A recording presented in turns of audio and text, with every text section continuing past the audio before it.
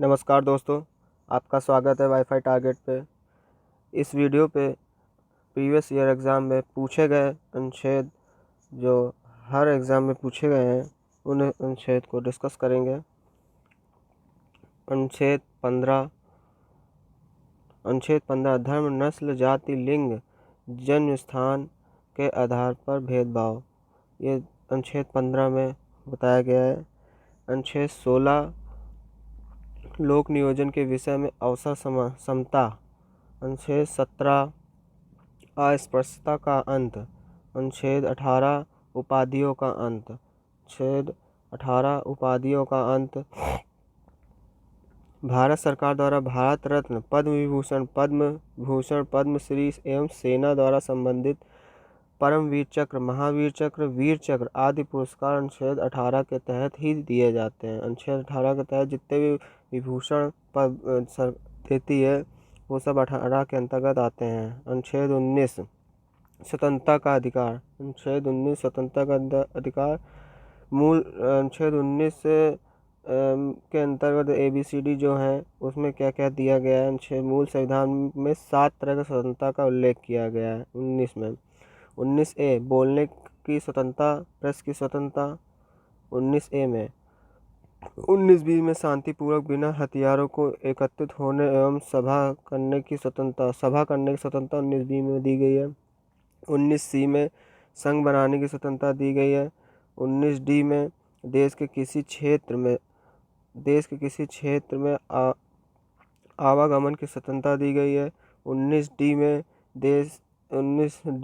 देश के आवागमन की स्वतंत्रता दी गई है। और 19E में देश के किसी भी क्षेत्र में निवास करने की स्वतंत्रता दी गई। अपवाद में जम्मू कश्मीर।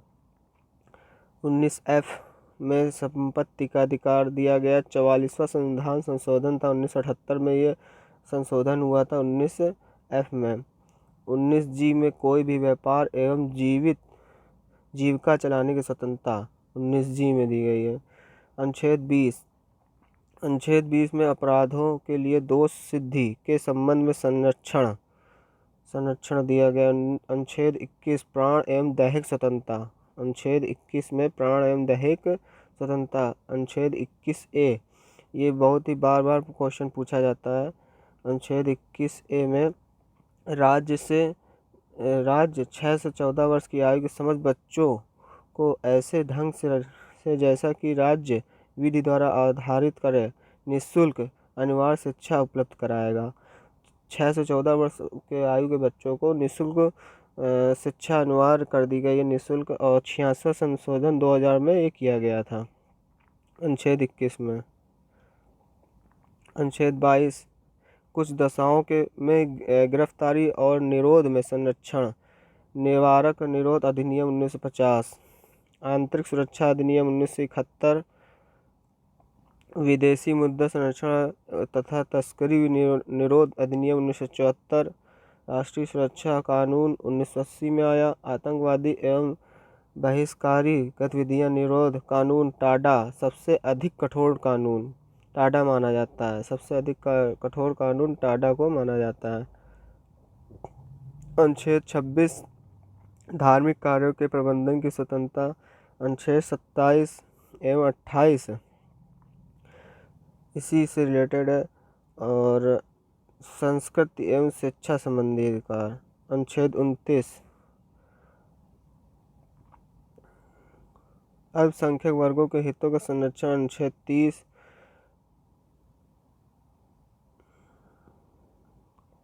अनुच्छेद 38 राज्य लोक कल्याण की अभिवृद्धि के लिए सामाजिक व्यवस्था बनाएगा जिससे नागरिक को सामाजिक, आर्थिक एवं राजनीतिक न्याय मिलेगा। अनुच्छेद 39A समान न्याय और निःशुल्क विधिक सहायता, समान कार्य के लिए समान वेतन की व्यवस्था इसी पे है। 29A 39 में सार्वजनिक धन व स्वामित्व तथा नियंत्रण इस प्रकार करना ताकि सार्वजनिक हित का जोखिम साधन हो सके।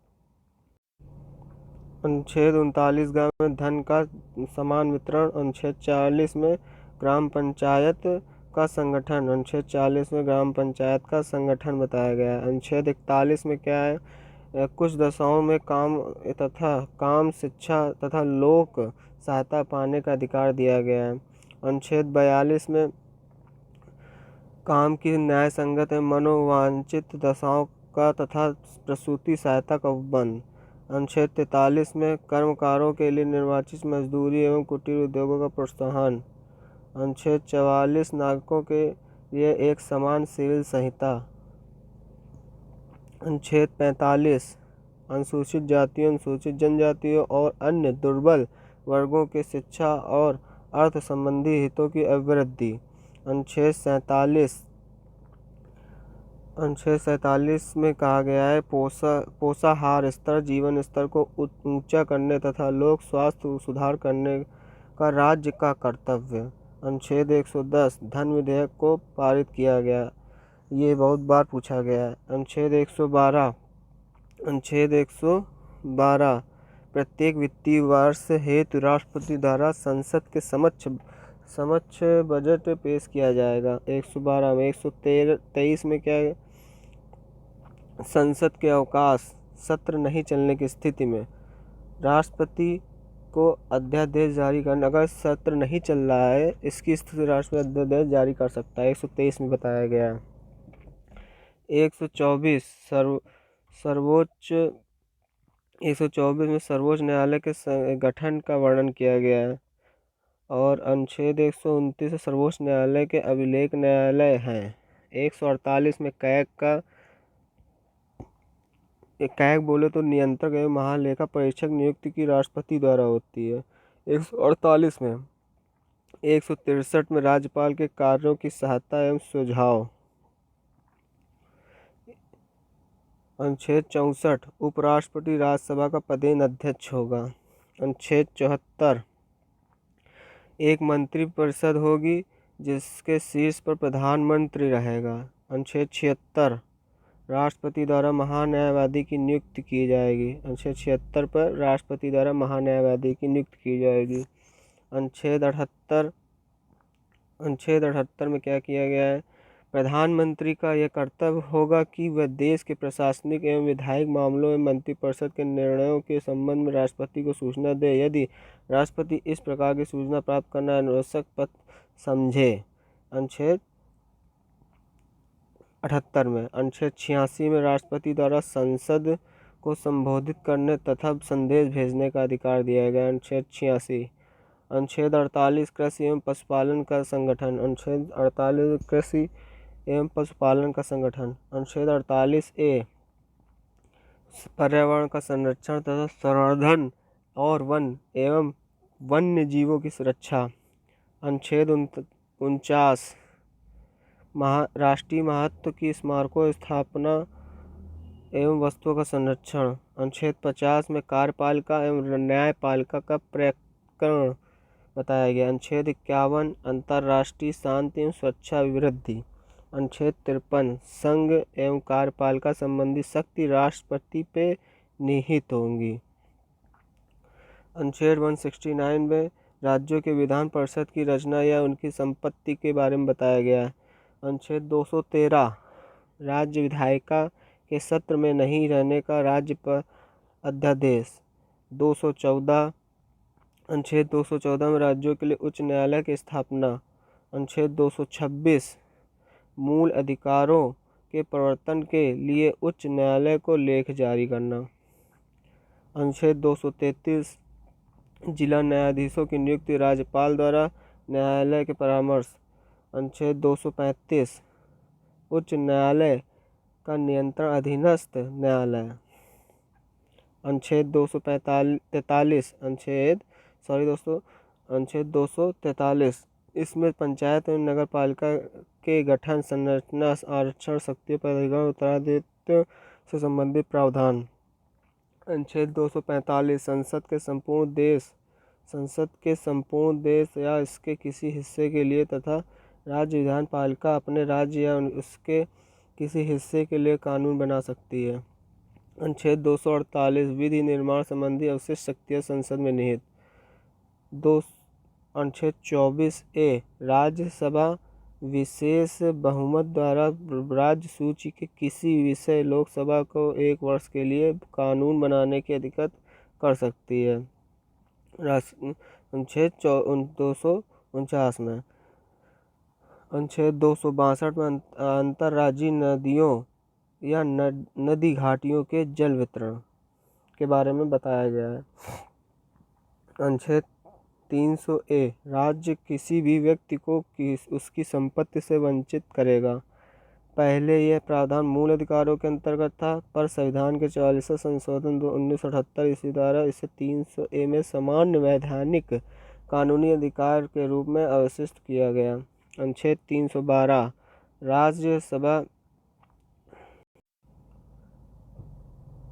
312 राज्यसभा विशेष बहुमत द्वारा नई अखिल भारतीय सेवाओं की स्थापना की अनुशंसा कर सकती है।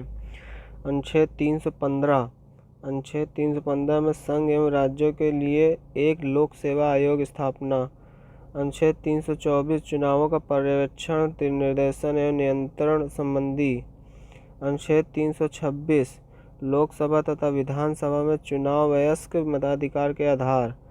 अनुच्छेद 330 लोकसभा में अनुसूचित जातियों तथा जनजातियों SC/ST के आरक्षण के बारे में बताया गया है 330 में। और 331 और 33 में बोला गया है कि भारतीय समुदाय के लोगों का राष्ट्रपति द्वारा लोकसभा में मनोनीत। अनुच्छेद 331 में लोकसभा और 333 में विधानसभा। 332 में क्या बताया गया? अनुसूचित जातियों जनजातियों विधानसभाओं में आरक्षण। 335 में क्या बताया गया? SC/ST OBC के लिए सेवाओं में आरक्षण। अनुच्छेद 338A 38 में बताया गया राष्ट्रीय अनुसूचित जाति आयोग, और जबकि 38A में जनजाति आयोग बनाया गया है। 340 में क्या? अनुच्छेद 340 में पिछड़े वर्गों की दशाओं के अन्वेषण के लिए आयोग की नियुक्ति। 343 संघ की आधिकारिक भाषा देवनागरी लिपि में लिखी गई है, हिंदी में होगी। अनुच्छेद 350A प्राथमिक स्तर पर मातृभाषा शिक्षा देना।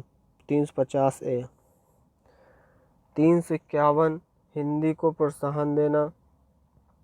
राज्य का नीति निर्देशक तत्व एक ऐसा चक्र है जो बैंक की सुविधा अनुसार अदा की जाएगी। यह कानून केटिसा का है। मौलिक अधिकार एवं नीति निर्देशक सिद्धांत में यह मौलिक अधिकार आयरलैंड के संविधान से लिया गया है, जबकि नीति निर्देशक संहिता अमेरिका से लिया गया है। इसका वर्णन भाग 4 में किया गया मौलिक अधिकार का, नीति निर्देशक का भाग 3 में। यह समाज की भलाई के लिए, यह व्यक्ति के अधिकार के लिए है। इसके पीछे राजनीतिक मान्यता है और मौलिक अधिकार के पीछे कानूनी मान्यता है। मौलिक अधिकार जो है कानूनी मान्यता है। 358 संसद को संविधान के किसी भी भाग का संशोधन का अधिकार। 370 जम्मू कश्मीर का विशेष स्थिति का वर्णन। 371 कुछ राज्यों के विशेष क्षेत्र के विकास के लिए राष्ट्रपति बोर्ड स्थापित कर सकता है। महाराष्ट्र, गुजरात, नागालैंड, मणिपुर में कर चुका है।